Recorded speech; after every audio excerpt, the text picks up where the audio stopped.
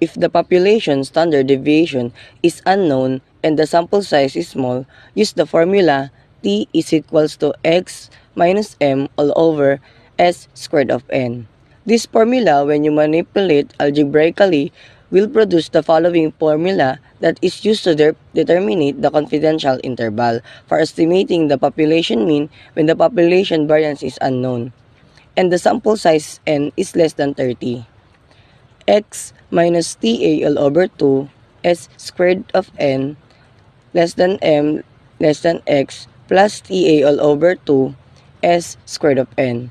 The confidential interval can also be written as x minus e less than m less than x plus e, where x minus e is equals lower confidential limit, x plus e is equals to upper confidential limit, m is equals to population mean, e is equals to margin of error. To find the margin of error, use the formula e is equals to ta all over 2 s all over squared of n, where ta all over 2 has n minus 1 degree of freedom.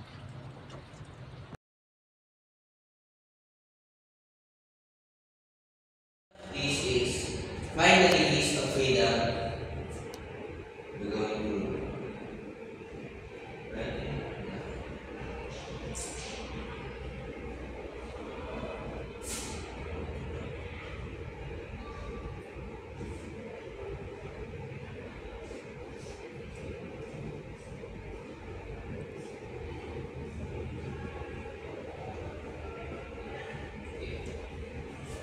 The formula in here is degrees of freedom n minus 1. The n here is 12. That will be 12 minus 1, and the answer is 11. Now, step 1 is complete. We're going to proceed to step 2.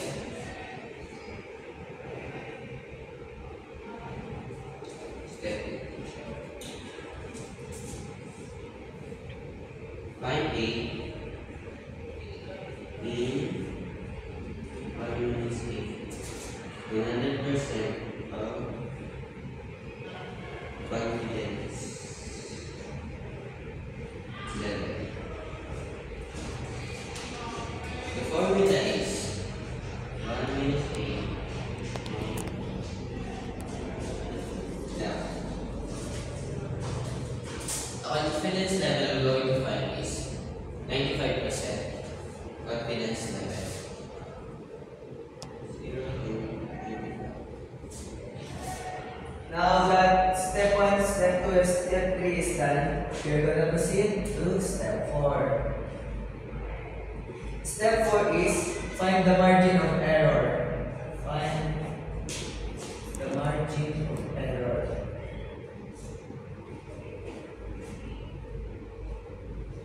Here is the symbol of margin of error. Big letter E, capital letter E. By the formula of getting the margin of error, we are going to have to use the critical value, the standard deviation, divided by the square root of n. Then, the next step is to replace the symbol with its value. The value of the critical value is 2.201. The value of standard deviation is 0.452.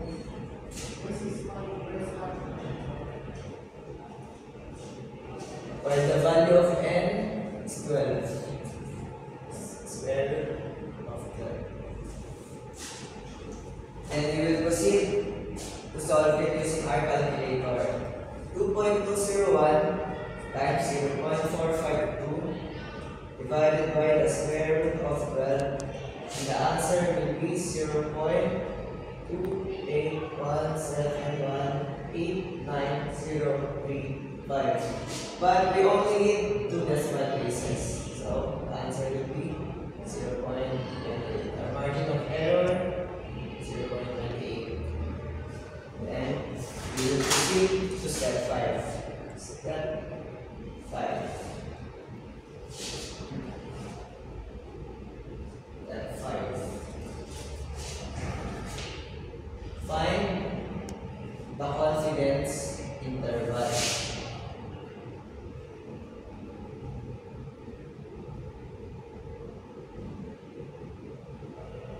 Just like what I said on our objectives before, we will find the upper and lower confidence limits. And here is the step on doing that. And the formula will be sample mean minus the margin of error less than m and greater than x sample or sample mean plus margin of error.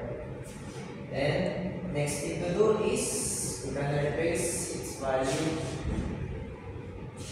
Our sample mean is 12.5 liters. 12.5 minus the margin of error, which is 0.28. 0.28. And it's than m greater than 12.5 plus 0.22. Okay, we're gonna solve it. 12.5 minus 0.28 will be 12.22. And n will greater than 12.70. Now we're done to step 5. The last step will be step 6, which is our letter B objective. Lower and upper confidence limit.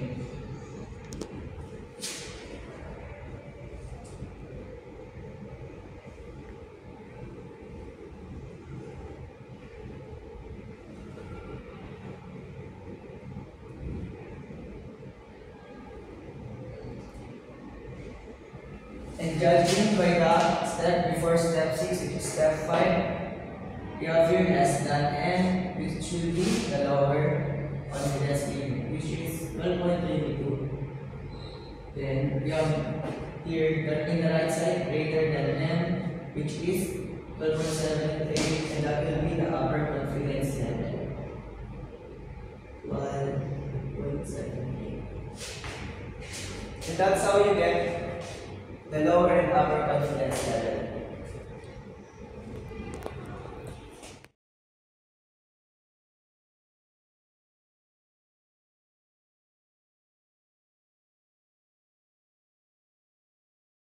So, for the next example, the following are randomly selected score in mathematics. Test of 13 grade 10 students. A. Find a 95 confidential interval for the mean scores of all grade 10 students, assuming that the student score is approximately normally contributed. Letter B. Find the lower and upper confidence limit. So, the sample student in here is 13. So, the 13 the 13 grade of scores in math is, the first one is 75, 64, 90, 89, 85, 78, 81, 84, 91, 86, 76, 77, and 82. And the total of in this X is 1058. So, 1058 divided by the sample mean, the sample size is 13. So, 1058 divided by 13 is equal to 81.38. 81.38. So, the x minus the scores of 81.38. So, 75 minus 81.38, 64 minus 81.38, 90 minus 81.38, and 89 minus 81.38. 85 minus 81.38, 78 minus 81.38. 81 minus 81.38. 84 minus 81.38. 91 minus 81.38. 86 minus 81.38. 76 minus 81.38. 77 minus 81.38. And the last one is 82 minus 81.38. And the scores is negative 6.38. Negative 17 minus 38.38. 8.62 and 7.62. 3.62, negative 3.38. And negative 0.38. 2.62. 9.62. 4.62. Negative 50, negative 5.38. Negative 4.38. And 0.62. And then the scores of in x squared of 2. So the answer is 6.38 times 6.38 is 40.7044. 302.0644. 7.74.3044.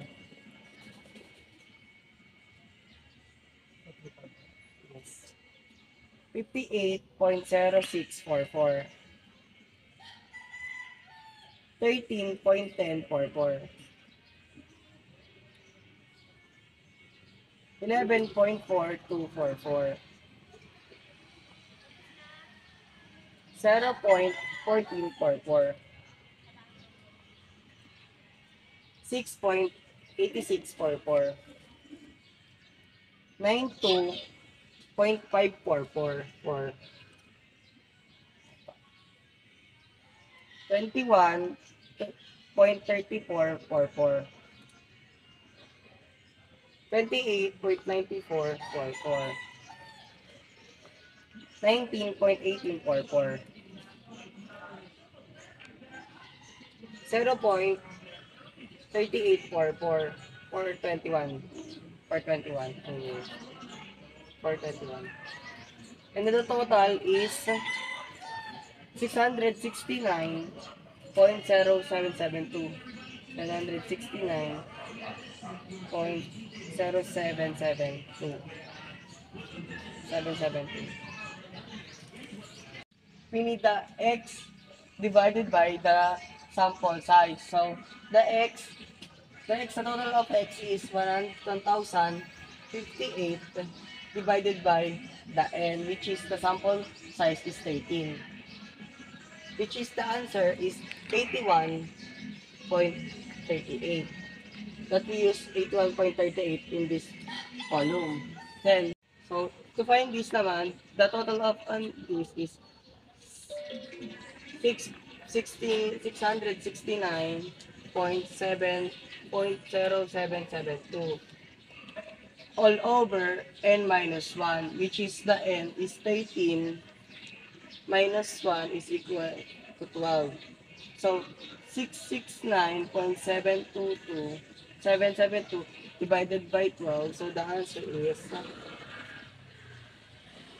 approximately 555.67. 76. Then for this, just write this one, 669.0772 at the radical sign all over the 12, which is 30 minus 1. Then the answer, if you compute this, is approximately, the S is equals approximately approximately is 7.74. And this is the answer.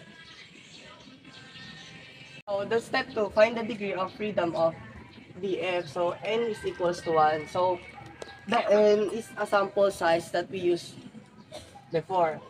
I mean, the n is 13 minus 1. This is the formula. So 13 minus 1 is 12. So this is the answer. And for this step 3, find in a 1 minus n 100% confidential level. Since the confidential that we find is 95%. 95% divided by 100 to erase the percent sign. So the answer is 0.95. So 1 minus a is equal to 0.95. So remove the parentheses, then transpose the number 1. So a is equals to 1 minus 0.95. Then 1 minus 0.95, a is equal to 0.5. So after you get this, you need to divide into both sides. So a over 2 is equals to 0.025, and this is the answer for step 3. So for the step 4, find the critical value of a over 2 using the table of the critical value. Look at the df equals 12 and 0.025 for our one tail. So in the value of critical, the 0.12 and 0.025 and the 12 is equivalent of 2.179. So this is the answer of the step 4. So the step 5, find the margin of error E. So the formula E is equals to T A over 2 then S over square root of N. So this T over 2 is 33.006. Then the S is 7.47 over square root of 13. Then we divide this one, then times the 3.06. So the answer is 6.44. This is the answer for step 5. So for the step 6, find the confidential interval of x squared minus e and x e plus e. So the square root of x is 81.38 minus 64.44. And then the n, then 81.38 again, plus 6.4. Then, if you subtract this, the answer is 74.94 less than and less than 87.82. So we subtract this, we add this one, and on this is subtract. So this is the answer for the step 6. And for the step 7, find the lower and upper confidential level. So the lower confidential limit is 74.92 and the upper is 87.82.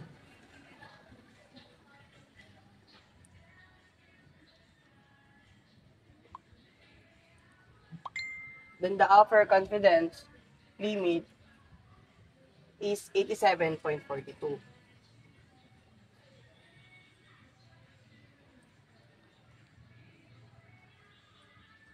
So, the answer in B, find the lower and upper confidential, is this 74.92 and 87.82. Thank you.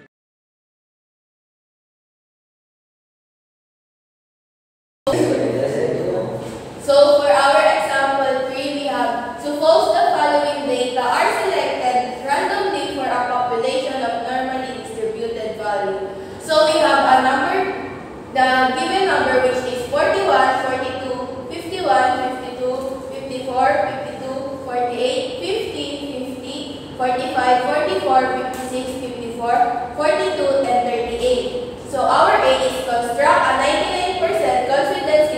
1 to estimate the population mean. B. Find the lower and upper confidence limit. So for our step 1, we were going to solve the table first. So what we're gonna do first is to get the observation, we're gonna count the number of kung ilan sila. 1, 2, 3, 4, 5. So meron tayong 50. So nalagyan na po na, we're gonna put here.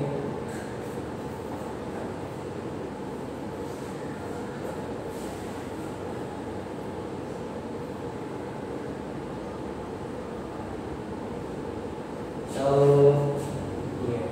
So the next is we're gonna write things by each other to get the x.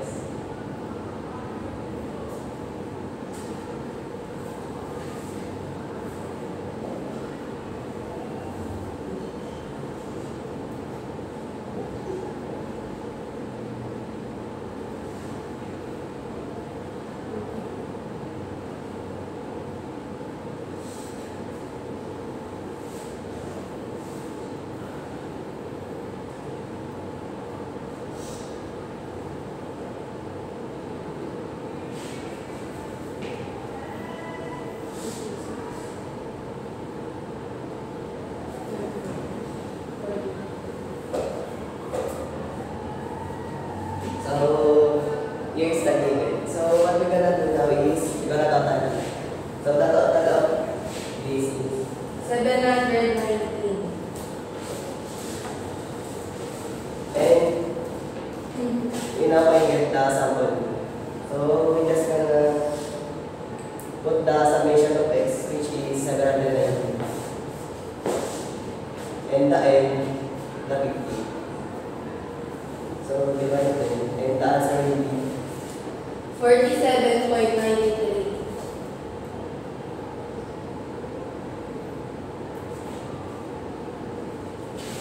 so what we're gonna do now is we're gonna get the x minus sample. So 41 minus 47.93 is equal to negative 6.93.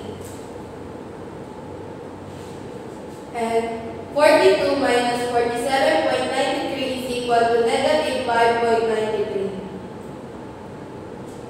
51 minus 47.93 is equal to 3.07. 52 minus 47.93 is equal to 4.07. 54 minus 47.93 is equal to 6.07. 52 minus 47.93 is equal to 4.07. 48 minus 47.93 is equal to 0.07. 50 minus 47.93 is equal to 2.07. 50 minus 47.93 is equal to 0.07. 45 minus 47.93 is equal to negative 2.93. 44 minus 47.93 is equal to negative 3.93. 56 minus 47.93 is equal to 8.07. 54 minus 47.93 is equal to 6.07. 42 minus 47.93 is equal to negative 5.93.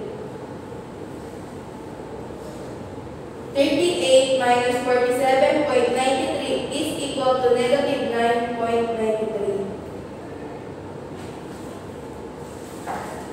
So now what we're gonna do next is we just gonna multiply this by 2. So negative 6.93 equals negative 6.93. So to find this, the next column is multiply it by times negative 6.93 is equal to 48.0249.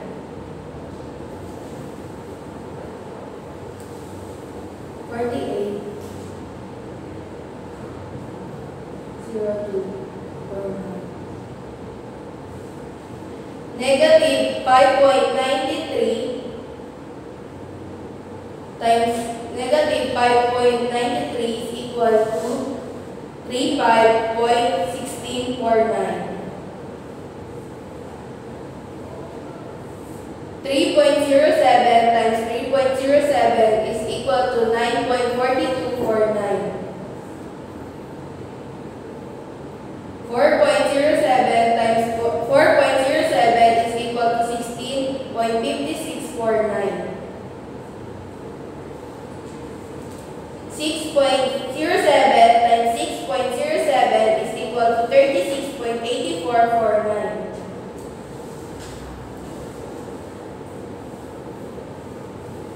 4.07 times 4.07 is equal to 16.5649. 0.07 times 0.07 is equal to 0.0049. 2.07 times 2.07 is equal to 4.2849. 2.07 times 2.07 is equal to 4.2849. Negative 2.93 times negative 2.93 is equal to 8.5849.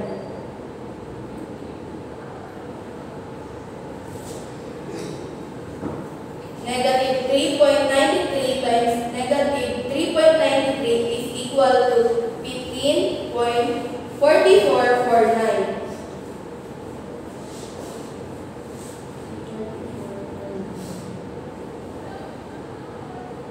8.07 times 8.07 is equal to 65.1249. 6.07 times 6.07 is equal to 36.8449. Negative 5.93 times negative 5.93 is equal to 35.1649. Negative 9.93 times negative 9.93 is equal to 98.6049. And take note, this column is always be positive.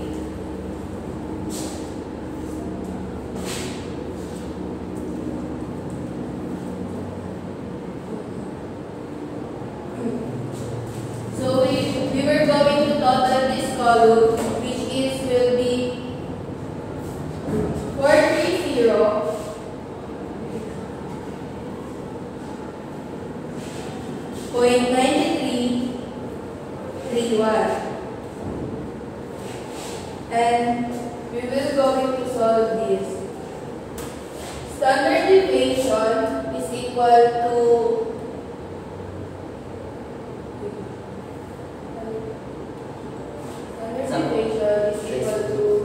equal summation of x minus sample mean raised to over n minus 1.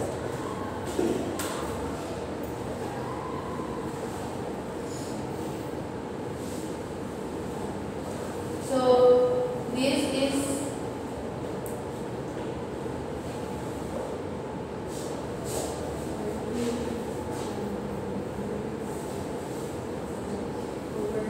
and our edges will be 15, which is the total of this. Minus 1 is equal to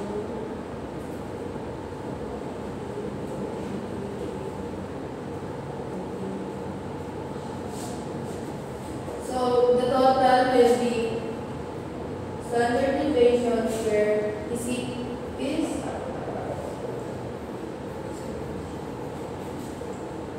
approximately 2.7.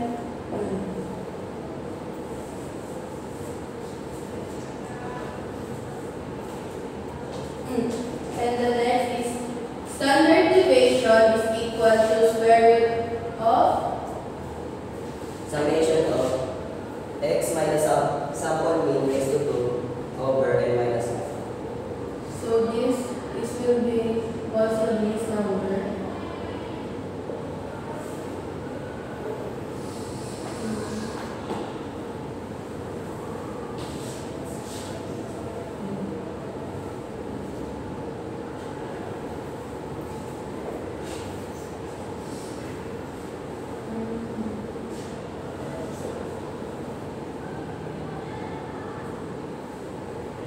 So if you going to solve it by the calculator, it will be x approximately 5.55. And the next step is to find the degrees of freedom. So how will we find it? We just gonna write the degrees of freedom equals the n 15 minus 1. So the answer will be 1.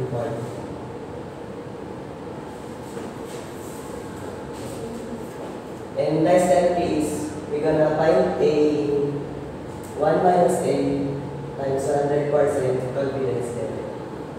So the first step will be we're gonna write the formula. 1 minus a.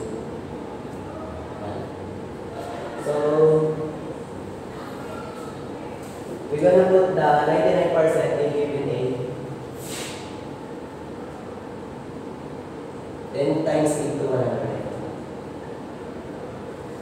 So 99% times 100 will be 0.99. And what we're gonna do next is multiply the 1 inside to remove the parentheses. So it will be 1 minus 0.99. And then we subtract it, the answer will be 0.0. And what we're gonna do next is we're gonna divide it. It will be 0.005.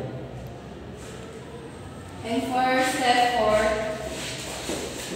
is find the critical value of A over 2 using the table of T critical value loop in DF 12 and 0.01 for R in 2 tails.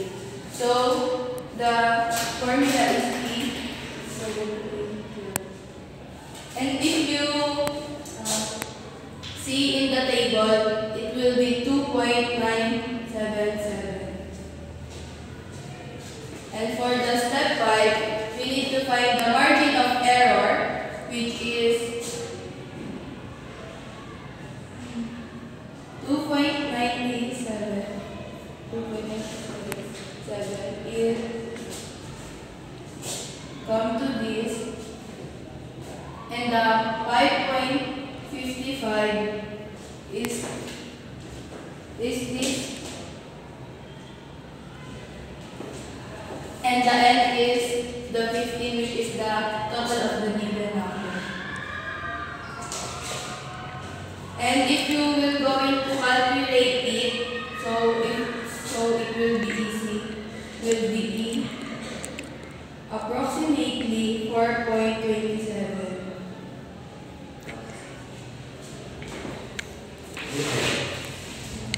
So next step 6 is sample mean equals error less than n less than sample mean plus error.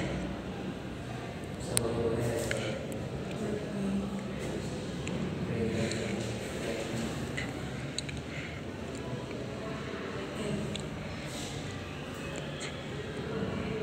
the sample mean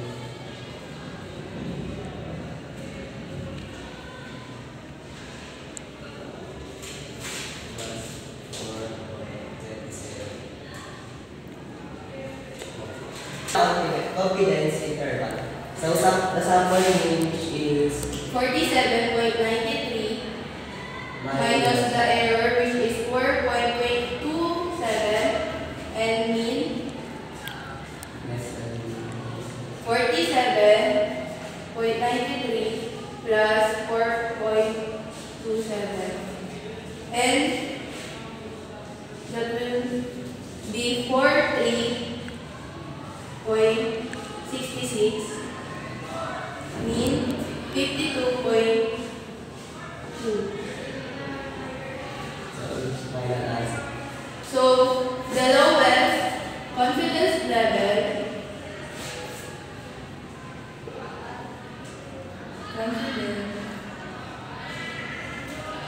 limit will be this,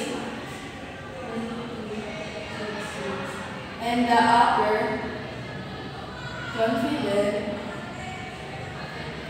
limit will be this, 52.2, and let's see.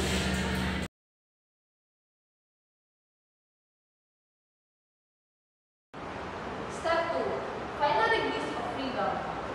Df is equals to n minus 1. Rn stands for our observation. 20 minus 1 is equals to 19. So our df is 19.